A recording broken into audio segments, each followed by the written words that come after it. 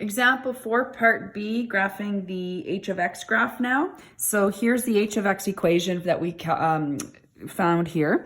I just wrote it again for us here. So remember that this is the a value of 2, meaning there's a vertical stretch by a factor of 2. This will tell me there is a vertical asymptote at x equals 2. Remembering our rules about horizontal asymptotes, that there is going to be a horizontal asymptote at y equals 0 as the degree in the numerator is less than the degree in the denominator. Now, x equals -3 is not in here. That was because this was canceled out. So this tells me where there's going to be a hole in the graph. So for the hole in the graph, we need to find the y value. So we plug -3 into our simplified equation here. So 2 divided by -3 minus 2 is equal to -2/5.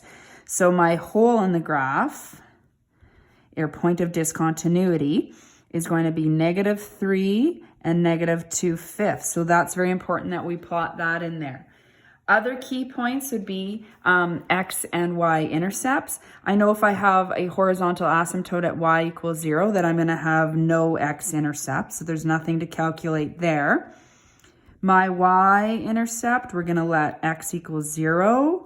So we're going to have a y-intercept at -1 as well. So those are all key points that I want, or key features of the graph. So let's start constructing this. So x equals 2 is my vertical asymptote. I'm going to put that in, dashed line. You should label. Y equals 0 is going to be, make sure you actually draw that over top of the axes so that it can be seen over top.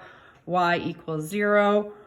Now I'm going to make sure I plot my intercept. So y equals -1. I want that clearly there. And I want my hole in the graph. So at -3, 1, 2, 3, I want a hole in the graph right here.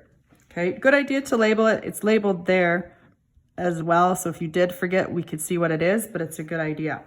Now, there's a vertical stretch by a factor of 2. So that means from the intersection of the asymptotes, you would count 2 and 1. And 1 and 2. That's your vertical stretch. So now you've actually got some key points in here. You've got 2 points and you know what approaches the asymptotes.